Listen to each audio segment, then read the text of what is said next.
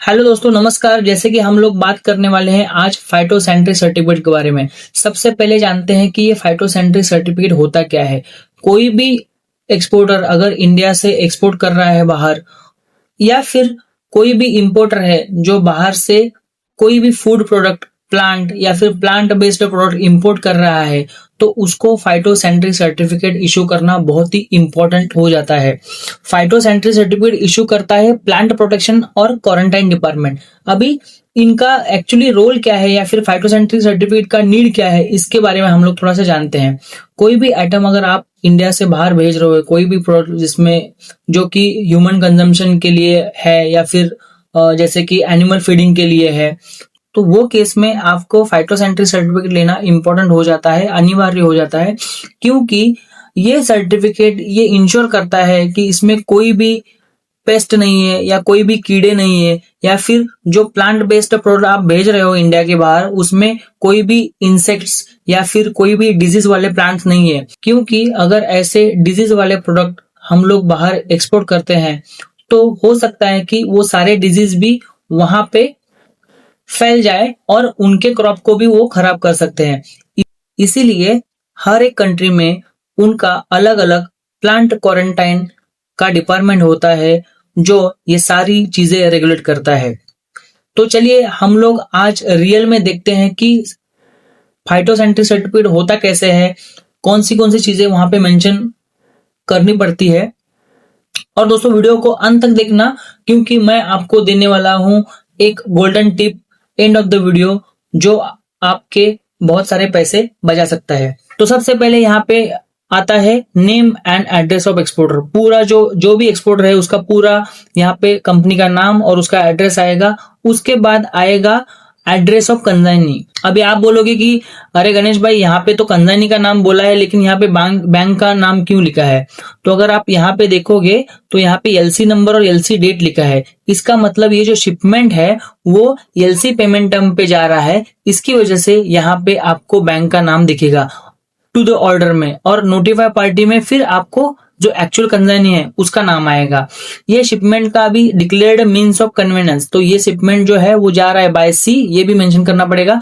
Place of origin, मतलब ये product जो हम लोग भेज रहे हैं वो इंडियन ओरिजिन प्रोडक्ट है। डिक्लेयर्ड पॉइंट ऑफ एंट्री, मतलब ये शिपमेंट कहाँ जा रहा है? कोलंबो, श्रीलंका। श्रीलंका में एक पोर्ट है कोलंबो, इसलिए यहाँ पे हम लोगों ने मेंशन किया है कोलंबो, श्रीलंका। डिस्टिंग्विश मार्क्स में हम लोगों ने मेंशन किया है एलसी नंबर और उसका डेट। क्योंकि जब भी आप एलसी पेमेंट टर्म पे काम करते हो तो आपको हर एक डॉक्यूमेंट पे एलसी का नंबर और उसका डेट मेंशन करना बहुत ही इंपॉर्टेंट हो जाता है। Number and description of packages. 10 container है और बल्क पैकेजिंग में हम लोग भेज रहे हैं, इसलिए यहाँ पे हम लोगों ने 10 बल्क मेंशन किया है। अगर 25 केजीज पैकेजिंग में आप मेंशन कर रहे हो तो आप ऐसा भी लिख सकते हो कि 10 कंटेनर्स इन 25 केजी पैकेजिंग, ऐसा भी आप मेंशन कर सकते हो। नेम ऑफ प्रोड्यूस और botanical name of the plants. यहाँ पे हम लोगों ने क्या मेंशन किया है? प्रोडक्ट का नाम, तो wheat dash grain comma Indian feed wheat for animal feeding only. तो व्हीट ग्रेन यहाँ पे क्या है? व्हीट डैश ग्रेन वो उसका बॉटनिकल नेम है, और Indian feed wheat for animal feeding only ये अपना जो नेम ऑफ प्रोडक्ट है। यहाँ पे हमने क्लियरली मेंशन किया है कि जो भी मटेरियल हम लोग, या व्हीट मतलब जो गेहूं हम लोग भेज रहे हैं वो एनिमल फीडिंग के लिए है, और उसका बॉटनिकल नेम ट्रिटिसम एस्टिवस। ये सारी चीजें जो है, जो आपका फाइटोसैनिटरी सर्टिफिकेट निकालने वाला जो एजेंट होगा उसको ये सारी चीजें पता होती है, तो आपको भी ये चीजें सारी ध्यान रखनी है। क्वांटिटी डिक्लेयर्ड, सो हम लोग यहाँ पे 250 मैट्रिक टन जो गेहूं है वो भेज रहे हैं, इसलिए यहाँ पे हम लोगों ने क्वांटिटी मेंशन किया है। उसके बाद आता है कि ट्रीटमेंट हम लोगों ने इस पे क्या क्या किया है। अभी कैसा होता है, बहुत सारे अभी क्या होता है, फ्यूमिगेशन हम लोग करते हैं ताकि उसमें कोई कीड़े ना हो, या फिर जो भी कीड़े हैं वो वहां पे मर जाए, या फिर उसका प्रोसेस स्टॉप हो जाए। तो यहाँ पे हम लोगों को मेंशन करना पड़ता है कि हम लोगों ने क्या किया है, यहाँ पे फ्यूमिगेशन का ट्रीटमेंट किया है। तो डेट, फ्यूमिगेशन का डेट यहाँ पे मेंशन करना पड़ेगा। कौन सा केमिकल हमने यूज किया है? मिथाइल ब्रोमाइड यूज किया है। यहाँ पे हर एक कंट्री का नॉर्म्स अलग अलग रहता है। अगर आप जो भी आपका सीएच है उसको बताओगे कि सर मेरे को जर्मनी में ये प्रोडक्ट एक्सपोर्ट करना है, तो वो आपको बताएगा कि कौन सा केमिकल यूज करना है और उसका ड्यूरेशन और उसका टेम्परेचर कितना रहेगा।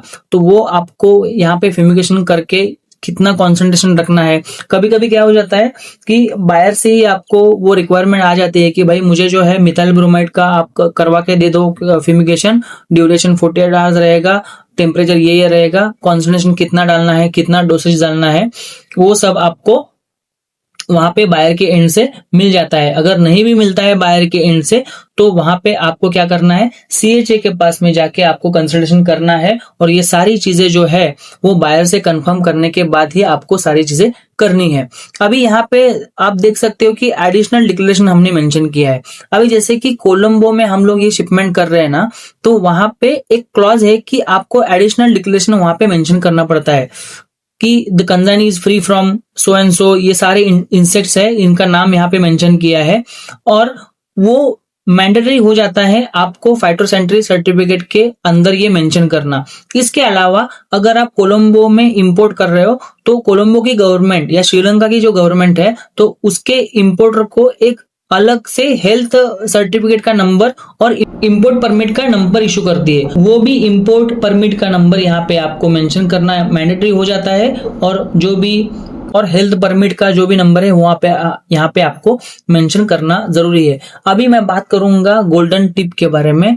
अगर आपने ये चीजें मेंशन नहीं की फाइटोसैनिटरी सर्टिफिकेट में तो आपका कार्गो क्लियर नहीं हो पाएगा, कंसाइनिंग कंटेनर की डिलीवरी नहीं ले पाएगा, क्योंकि यहाँ पे ये जो चीजें हैं ये गवर्नमेंट ने डिसाइड की है, जो श्रीलंकन गवर्नमेंट ने डिसाइड की है वही चीजें यहाँ पे मेंशन करनी इंपॉर्टेंट है। अब ये सारी चीजें आपको कौन बताएगा, तो आपका सीएचए बताएगा। इसलिए मैं बोलता हूँ कि आपको स्ट्रांग सीएचए फाइंड आउट करना बहुत ही इंपॉर्टेंट है जिसने ये सारी चीजों में काम किया है। तो ये था दोस्तों फाइटोसैनिटरी सर्टिफिकेट के बारे में। मैं आशा करता हूं कि सारी चीजें आपको मैंने अच्छे से एक्सप्लेन की है। फिर भी अगर आपके मन में कोई डाउट है, कोई शंका है, क्वेरीज है तो मुझे नीचे कमेंट में जरूर बताइए। मैं ट्राई करूंगा आपको रिप्लाई करने का। अगर आपको लगता है कि कोई और टॉपिक है या और कोई प्रोडक्ट है जिसके ऊपर मुझे वीडियो बनानी चाहिए तो मुझे जरूर बताइए, मैं ट्राई करूंगा उसके ऊपर भी वीडियो बनाऊं। मिलते हैं नेक्स्ट वीडियो में, तब तक के लिए एक्सपोर्ट करते रहिए और आगे बढ़ते रहिए। जय हिंद।